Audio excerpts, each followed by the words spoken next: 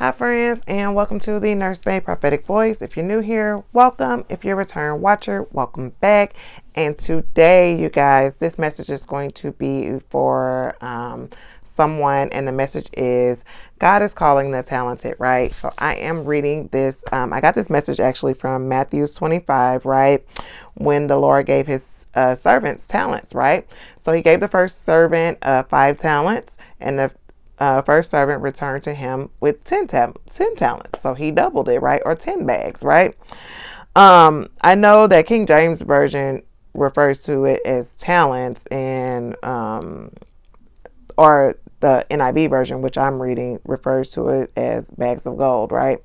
But so the second servant, he gave him 2 talents or 2 bags of gold, which bags of gold was worth like 20 years of day's labor wage, right? So you should have been able to do something with your talents, or you go, right? So the second one, second servant got 2 talents. He returned back with 4 talents. And so the third servant received 1 talent, and he got scared to use his talent, so he hid it, right? And he didn't return to the Lord with anything, right? And his master replied, "You wicked, lazy servant, so you knew that I harvest where I have not sown and gather where I have not scattered seed. Well, then you should have put my money on deposit with the bankers, so that when I returned, I would have received it back with interest." He was saying something. The Lord is saying, like, I gave, if you couldn't physically do anything with it, you could have used your mind and just put it in the bank and brought me back something with interest, saying that you at least tried. So because he didn't even try, his gift turned into a curse, and then God used his wicked and laid his talent out for the just and gave it to the person that had. He gave more. And so the message is going to be this, right?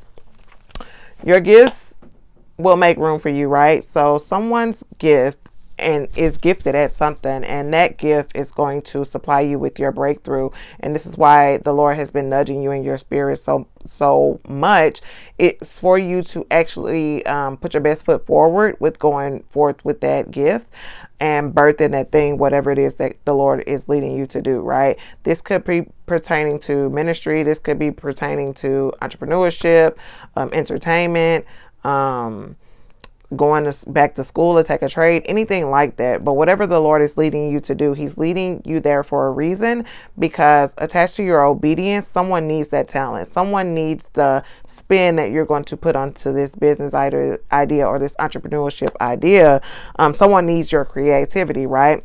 The second thing is going to be slow motion or slow progress is still motion, right? So a lot of times we get discouraged in the process, not knowing that, like a lot of times, like if we look at other people that have successful businesses, right, and the Lord is blessing the work of their hands, we tend to see the end result. But in the beginning, like, they started with a pen and paper too. Like in the beginning, it started with an idea or thought as well.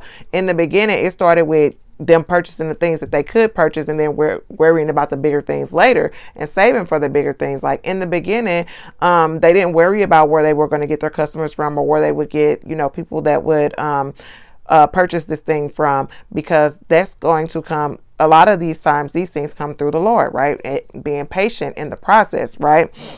The next thing is the Lord, like, that would lead me to the Lord telling me that trying physically, sometimes it could be trying mentally.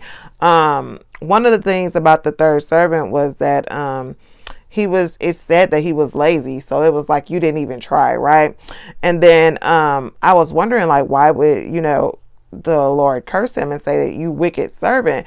And I was like, it's just because he didn't respond to the call. And I used to think that it was because he didn't respond to the call that God had gave him a talent, right? But God led me to believe that it was because he went against God. So God was actually speaking to the rebellion part of that. Not to say that if you don't use your talent, you're going to be cursed, but this is what Revelation revealed to me actually as I read it this morning or whatever. And so I said that to say this, right? I'm going to get to the messages, right? And so there is no talentless person, right? Everyone has something that they're good at. Everyone has something that they're passionate about.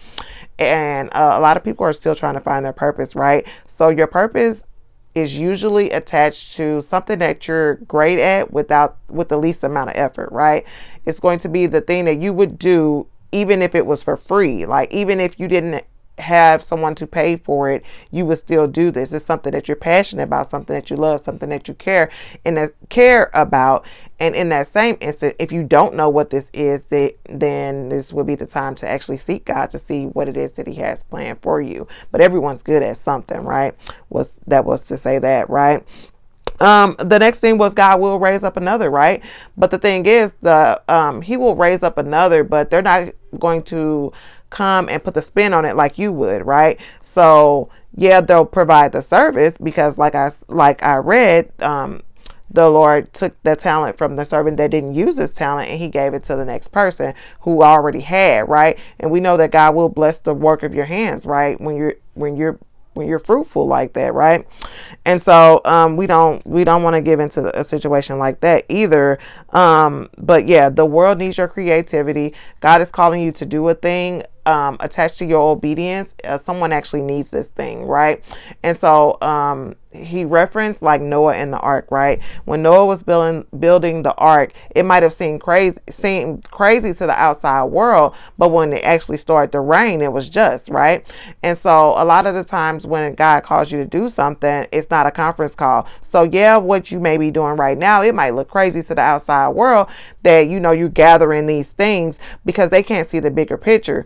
But the Lord wants you to go forward, because attached to that is your breakthrough, and attached to that is a breakthrough for someone else, right? We know that when God calls us into purpose, it always helps us and helps someone else. So the Lord wants you to just go forth in motion, and He's going to do the rest. Do what you can do, and don't worry about the people that are going to come and buy it. Don't worry about the funds. Don't worry about the building. These things will fall in place once you start actually walking in purpose and doing that thing that God called you to do. Everything else is going to fall in place. So I hope this message helps someone. If you feel led to comment, please comment. Let me know your situation, what you're going through. If you're going through anything like this, or if you interpret anything else from Matthew 25, comment down below. But until the next time, you guys, it's getting a little late, and I'm going to be going to bed soon. So I love you all. Peace.